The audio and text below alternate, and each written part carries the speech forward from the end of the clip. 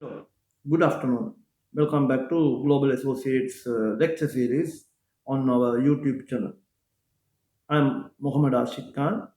I'm the managing partner and the principal consultant for Global Associates. Today, I'm planning to discuss through the audit of receivables.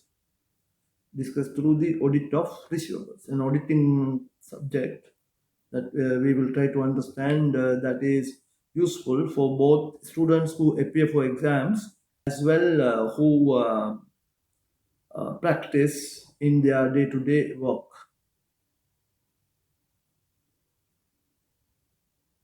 Right. Now, we wanted to understand.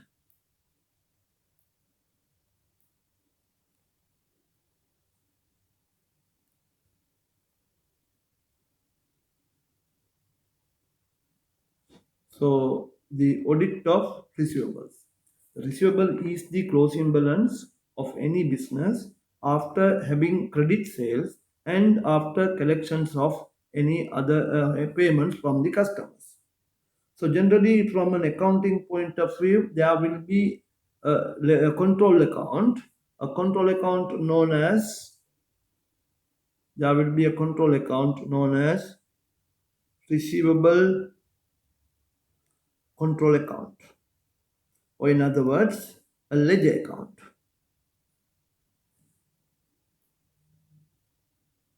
A ledger account. This will have the opening balance and this will have the closing balance. Now, this closing balance will then be transferred to trial balance. This will then be transferred to trial balance, and also this is part of accountant's job. And from the trial balance, subject to any adjustment, this will then reflect in the financial statement, mainly statement of financial position. In the statement of financial position, they will have, now let's say this is my statement of financial position. In this, I will have the current asset. I will have the current assets. Under current assets, I will have an item, line item known as receivables.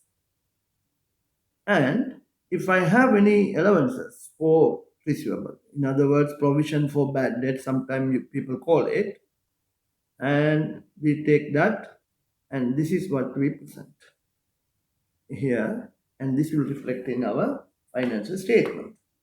Now, once the auditor is reviewing the set of financial statement for the purpose of auditing, then he got certain objectives. What is the objective an auditor got is this: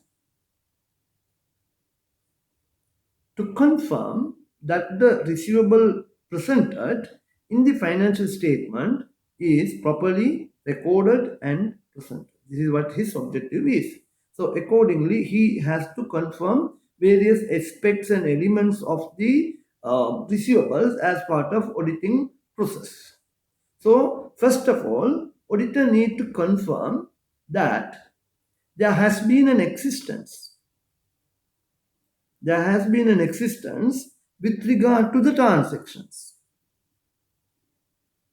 With regard to the transaction that took place in order to have the receivable balance as the closing balance.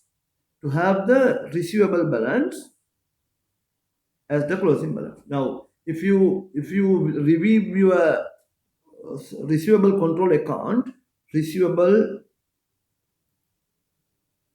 control account, you will find out that sales, the credit sales, that for the period. Now, this credit sales will have the credit sales for the complete year, the credit sales for the full year. That will be recorded. Ideally, that's supposed to be recorded in the ledgers from a company's point of view, which has to be done by an accountant. So, as an auditor, what we then have to do, we have to find out whether these sales are in fact an actual realistic sales. We need to confirm that whether these sales are actually took place. How we can do this? There are some audit steps. We have to review the sales ledger. We need to review the sales ledger, and we need to go through all the invoices which generated for the purpose of the sales, and we have to select sample of invoice,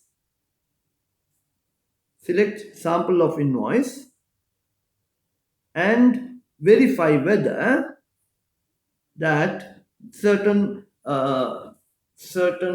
objectives are matched, such as the invoice number, it is serially continued, then required people have approved, reviewed and approved and authorized, required review process,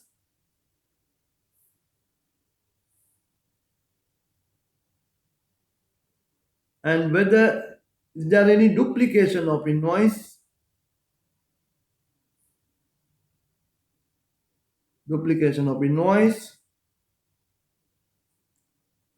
and what about the pricing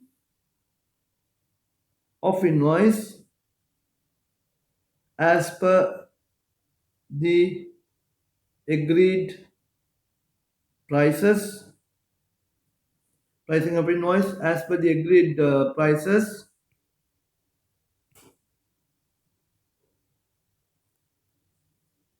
Then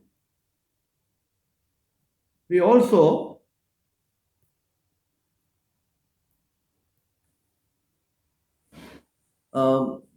need to find out the casting of invoice, and so on. This is with regard to select sample of invoice and perform these exercise. Also important that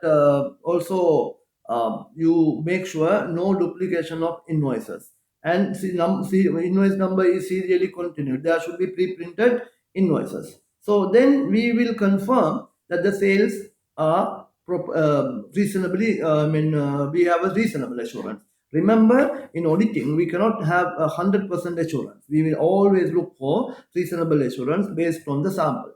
And there's a different discussion with regard to that on risk assessment, that I will bring it in a different video lecture. So now we have done with the sales, and we have to check with the opening balances, the opening balance and the closing balance. The opening balance we have to look for, we have to review the previous year audited financial statement. Now, for this, we need to look for the previous audited financial statement, find out the closing balance last year, previous year closing balance, last year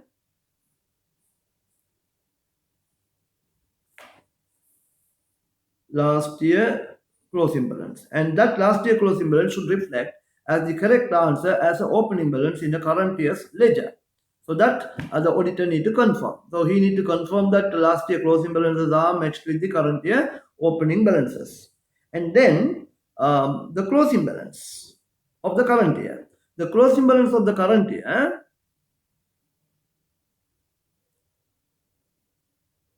is the net summary of all the input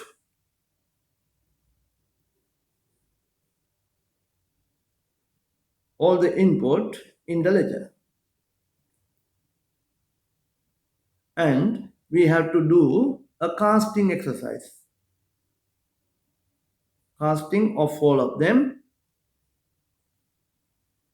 to make sure that is correct. So this is to deal with existence.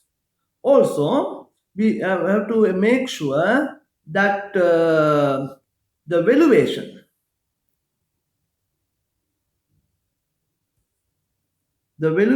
of the receivable, Now, how we make sure that these receivables, what is shown in the ledger, now this closing balance shown here is not overstated. One of the important aspect of when we are doing the auditing is that we need to make sure that prudence is confirmed, that no assets should be overstated. The receivable is one of the assets, so we have to confirm that that has not been overstated. So how we do that? So how can we do that? The valuation, what we do is actually we go and review the balances. Now, when I say receivable,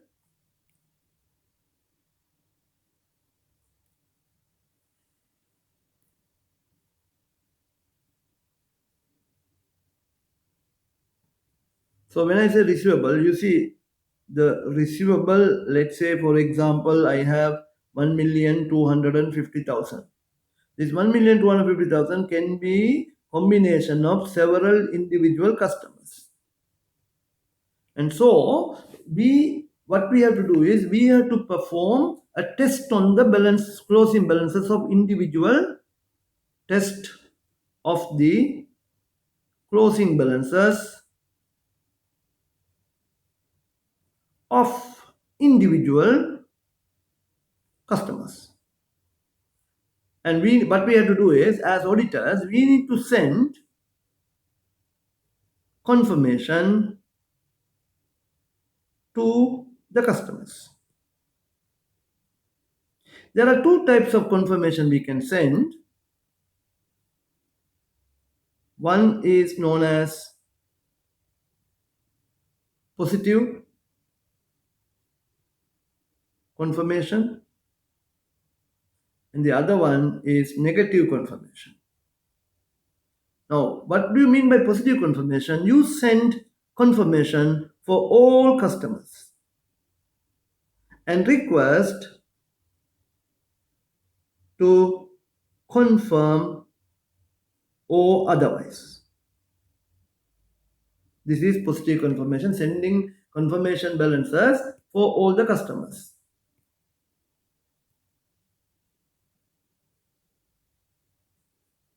On the other hand, negative confirmation is what? Negative confirmation is you only request from customers who does not agree to reply.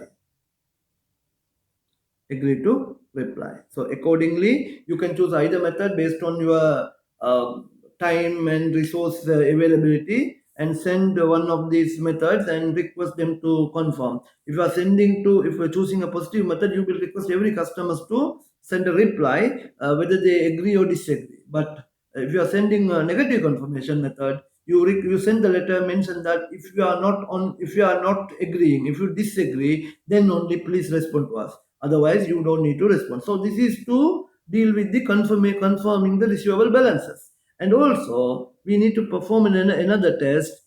As a accounting practice from the accountant's point of view, they should be calculating a provision for doubtful debts. They should be calculating a provision for doubtful debts. What should we do is we should review this. We should review, as auditors, we should review the calculation. And ideally, the company must have prepared something called age analysis. The company or the client should be preparing age analysis. This age analysis generally categorized into several columns like 0 to 30 days receivable, 31 to 60 days receivable, 61 to 90, and so on. So based on the company must come up with a policy, and they may say that every customer whose receivable is more than 180 days, we provide 50% provision, or every customer who are more than 360 days, we provide 100% provision. So if this is the policy, now first, before we reviewing the calculation, we have to get the policy of the company. This could be found out from the previous year's audited financial statement or a letter of representation from the management. Once you get this, we review that and then we also review this calculation. We as auditors need to do an independent calculation of the same age analysis, independent calculation, and find out whether our calculation, auditor's calculation, is matching with client calculation. So expectation is the difference between these two must be 0. Suppose if there is a difference here, so let's say there is a plus or minus difference, and how to decide that we should report this into our next level reviewer, like the supervisor or the partner, based on the summary of audit difference level, the materiality level of that calculation. The summary of audit difference is again a different discussion topic, which I will take it up in a different video lecture. So that is that. So we have done with the confirmation of balances. We also done with the calculation of the provision for doubtful debts. Now the based on age analysis, and we also need to review the double entries for provision. And sometimes the company may also have direct write-off. Direct write-off as bad debts. The management may decide some may fall into irrecoverable debts. Some may become bankrupt. So we cannot recover from them. The company decide to write off. This is known as irrecoverable debts. The accounting entry for this, as well the accounting entry for provision and doubtful debts. And after this, we have to look for the presentation in our financial statement. So we have a statement of profit and loss account. In the statement of profit and loss account, in expenses, we have to have the bad debts as well, increase or decrease in provisions. Now, what do you mean by increase or decrease in provision is that now you may have a ledger account known as provision account, in which we may have opening balance and also we may have the closing balance. And this closing balance, now suppose this is 100 for example, and this is 150, then we have 50 here. This is known as increase in provision. Based on our calculation on the age analysis of the receivables. As well, sometime if this is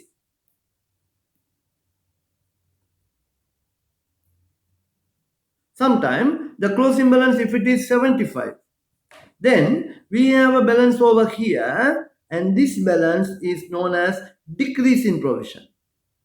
If it is increase in provision, that's an expense to P&L expense. Here it will be expense, but if it is decrease, that's an income to P&L. So you have to find out whether the accountants have done their job in providing the right accounting entries in this. So accordingly, that should be shown in the P&L account here. And then we have the statement of financial position. They are under current assets. They should be showing receivables as well. They have to bring the closing provision on that ledger accounts of the provision for receivable. And this is some summary of receivable auditing, and there would be additional information and other discussion. Due to the time limitation, I had to stop at this point. I will take it up some additional discussion in a different video session. Thank you very much. Please like my videos, do share it to others, and also press the like bell button and subscribe our videos to get more benefit from our video lectures. Also, if anyone needing any specific video or lectures on any topics, please do contact us. Our contact details are on the description of the YouTube, and we could be able to help you. Thank you very much. Thank you. Thanks for watching.